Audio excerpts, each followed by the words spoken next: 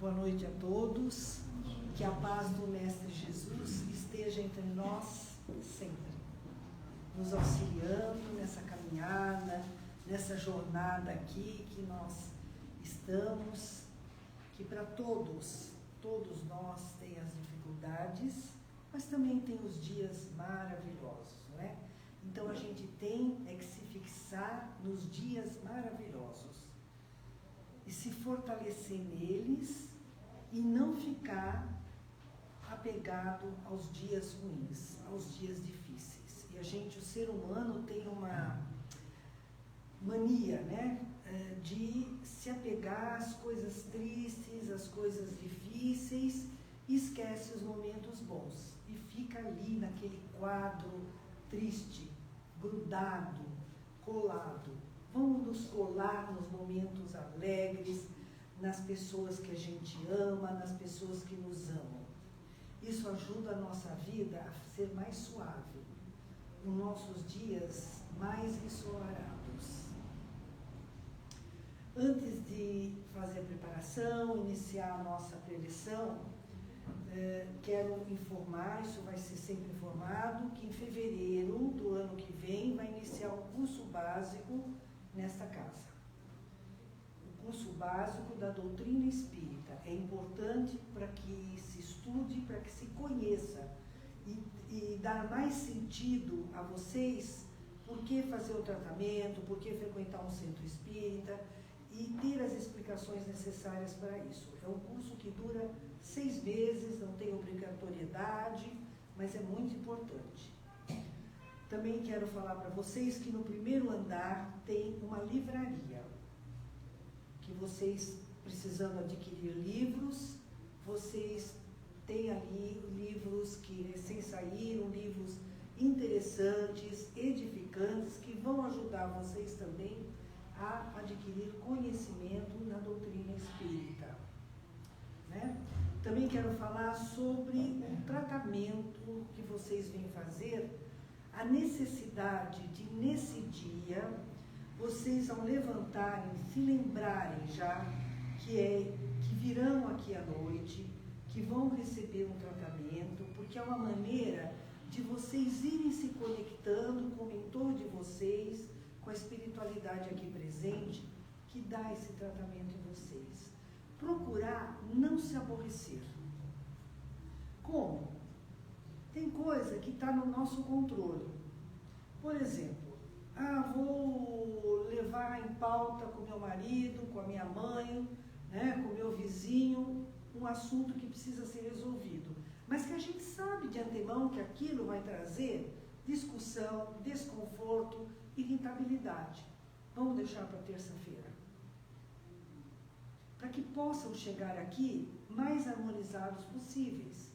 Juntamente com isso, fazer uma alimentação no dia mais leve, para que fiquem aqui também tranquilos, porque uma alimentação pesada chega aqui, dá sono, se sente desconfortável, porque o aparelho digestivo está em funcionamento. Isso é uma coisa importante para ajudar no tratamento, tá? Que ele já se inicia quando vocês vêm para essa sala. Vamos então fazer a nossa preparação? Vamos fechar os nossos olhos para que a gente tenha uma melhor concentração. Vamos visualizando Jesus entre nós. O Mestre nos disse que sempre que nos reuníssemos em nome dele, estaria presente. Hoje estamos reunidos em nome de Jesus. Com certeza, o Mestre está entre nós. Vamos sentindo a paz dele, a luz que emana dele. Vamos nos embriagando com essa luz de amor, de misericórdia, de união. E assim, mais elevados, vamos sentindo a presença do nosso mentor, que é o nosso anjo da guarda, que está conosco desde que nascemos, nos intuindo, nos dando a sustentação necessária, vibrando para o nosso sucesso nessa nossa caminhada aqui no plano físico. Vamos sentindo o abraço carinhoso desse amigo e vamos pedindo a ele que nos conduza até Maria Nazaré, Mãe de Jesus e nossa Mãe espiritual. Mãezinha querida, dulcifique o nosso coração, nos abençoe, nos envolva em seu manto sagrado e nos leve até seu Filho Jesus. Jesus, Mestre amado, nós te agradecemos pelo Evangelho aqui deixado, por nos sustentar em nossas quedas, por interceder por nós junto ao Pai. Jesus, nos envolve em sua luz redentora e nos leve até o Pai, nosso Criador e Criador de todas as coisas. Diante do Pai, de joelho em espírito, agradecemos por tudo que temos, por tudo que somos, pela oportunidade dessa encarnação, pela oportunidade de estarmos reunidos em nome de Jesus. Pai, nós te agradecemos com a oração que teu Filho nos ensinou. Pai, Pai nosso que estais no céu, santificado seja o vosso nome. Venha a nós o vosso reino. Seja feita, Pai, a vossa vontade, assim na terra como no céu. E o pão nosso de cada dia nos dai hoje.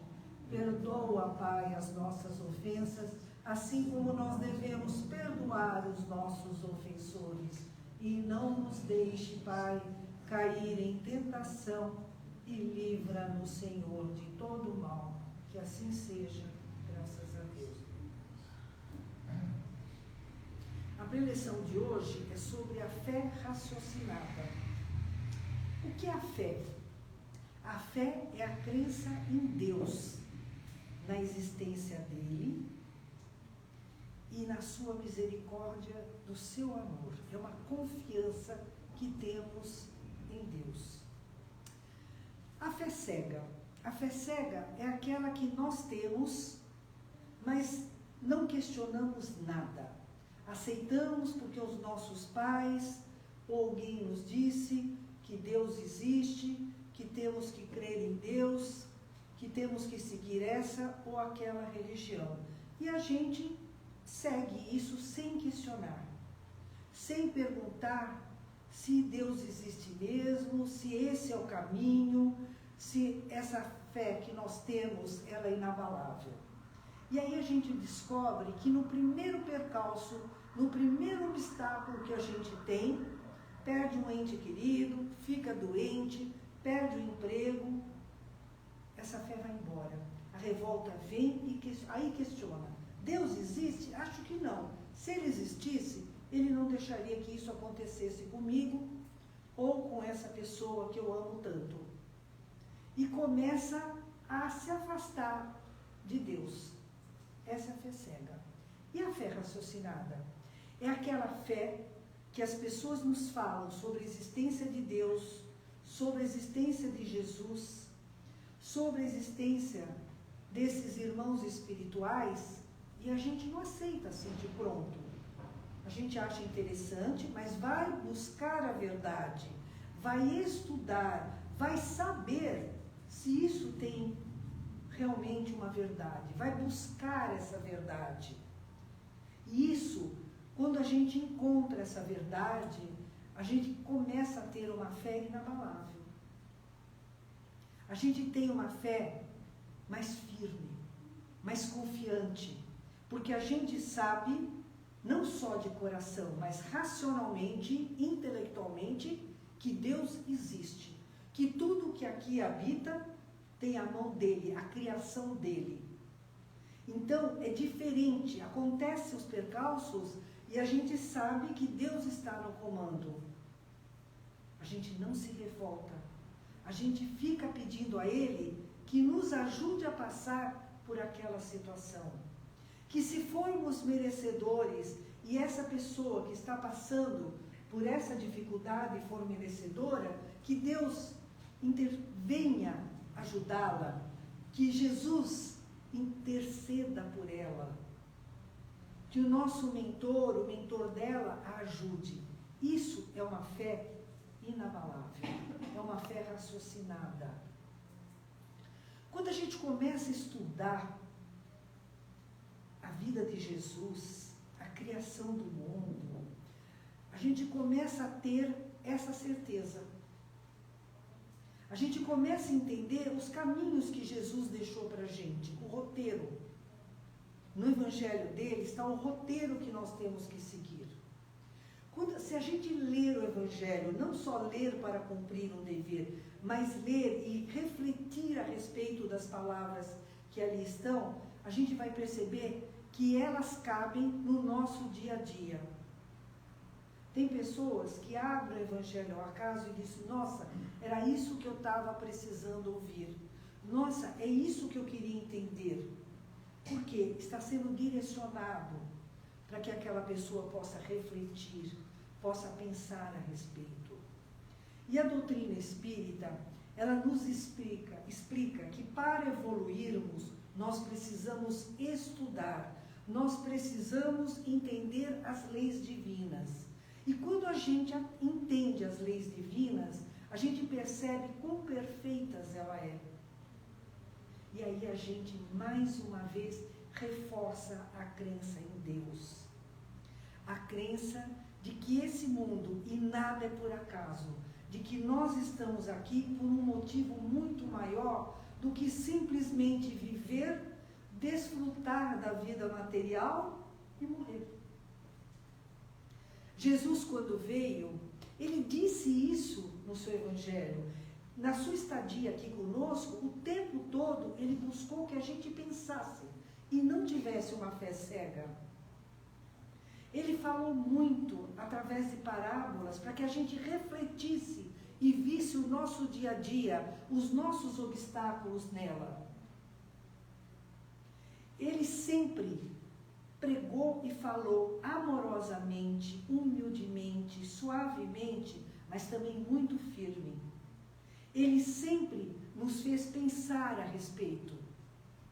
Jesus veio nos tirar dessa fé contemplativa que o mundo existia, vivia.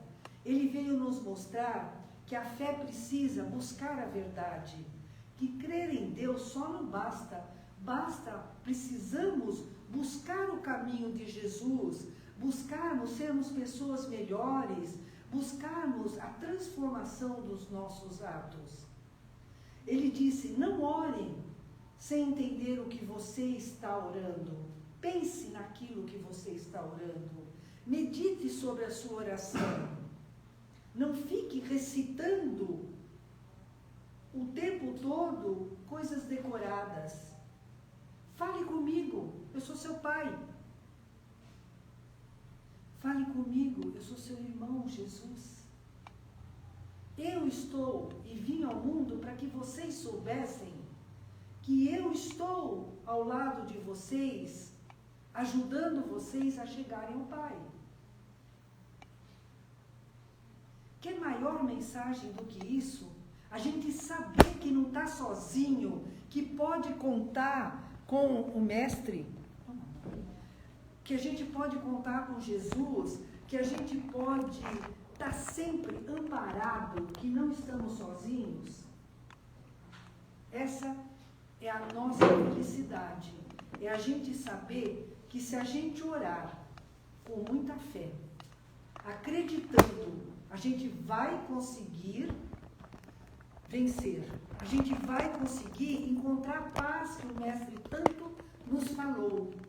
A gente vai atingir o objetivo.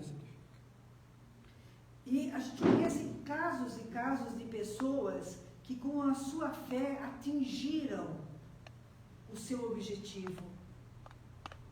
Curaram, salvaram-se, se levantaram das trevas para uma situação melhor. Então a gente tem que acreditar, a gente tem que ter essa fé, mas tem que buscar conhecimento, gente. Não é só acreditar no que a gente fala, no que o outro fala, e sim tentar achar uma saída na fé, na oração. Por isso que Jesus diz, orai e vigiai. Essa é a maneira que a gente tem, a ferramenta que a gente tem de se defender, de estar perto de Deus, de ter o amparo de Jesus. Não se esqueçam disso. Jesus não nos abandona em nenhum momento. Às vezes, a gente precisa passar por uma situação muito difícil para que a gente aprenda a lição. Quando a vida corre como um mar calmo, águas calmas, a gente não pensa em nada, a não ser em desfrutar. Quando acontece um percalço, um obstáculo, a gente acorda para Deus, infelizmente. E aí a gente se volta para a oração, para Jesus e para esse momento de uma fé raciocinada.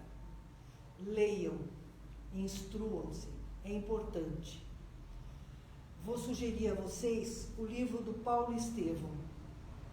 Ali mostra o que é uma fé inabalável, raciocinada. Paulo, enquanto ele se chamava Saulo, ele perseguiu os cristãos, perseguiu todos aqueles. Jesus já tinha sido crucificado, mas o cristianismo estava florescendo mais forte com a morte dele. E Saulo não admitia isso. Ele achava que Jesus pregou fora dos ensinamentos de Moisés. E perseguiu. Quando ele estava na entrada de Damasco para aprisionar um cristão fervoroso de Jesus, ele teve a visão de Jesus dizendo para ele: Saulo, Saulo, por que me persegues? Aquilo foi tão forte e ele disse: quem és? Ele disse: sou Jesus. A quem me persegues? Por que, Saulo? E ele nunca mais, mas eu não vou contar o resto, ele passa a se chamar Paulo. Ele foi o maior crença em Jesus, a maior fé inabalável. As igrejas todas foram abertas naquela época, e se nós hoje estamos aqui, foi ele que abriu o caminho para que as igrejas, os centros evangélicos e outros pudessem proliferar. Começou com a Igreja Católica. Então, a leitura dele vai nos mostrar, se ele pôde, por que nós não podemos, com todos os pecados, vamos chamar assim, com todos os crimes que ele cometeu, com todos os defeitos, se tornar a pessoa que se tornou, o cristão que se tornou, nós também podemos. Tá? Sobre a vida espiritual, o plano espiritual, Nosso Lar é um bom livro para lerem. E quando quiserem saber também de Jesus mais profundamente, desde o nascimento, a infância, Sublime Peregrino. Tá aí 3 indicações. Quem já leu os 2, um deles serve. Hoje é só, vamos fazer as nossas vibrações. Vamos então mais uma vez fechar nossos olhos. Vamos reunir os nossos melhores sentimentos. Vamos vibrar muita luz para o universo, muita luz para o planeta Terra, muita paz. Que essa luz chegue aos países em conflito, eliminando o ódio, trazendo a paz. Que essa luz se derrame sobre o nosso Brasil, fortalecendo a fé, a esperança, levando luz aonde se faz necessário, minimizando dores nos hospitais, nos asilos, nos orfanatos, moradores de rua, chegando aos presídios, tocando a mente e o coração daqueles que lá se encontram, transformando-os. Que essa luz chegue aos nossos lares, abraçando aqueles que lá deixamos, iluminando cada recanto de nossa casa, deixando ali a paz, a união, essa luz retornando a essa sala, nos abraçando, nos fortalecendo, nos ajudando a sermos pessoas melhores, a nos tornarmos um discípulo de Jesus. Que assim seja, graças a Deus.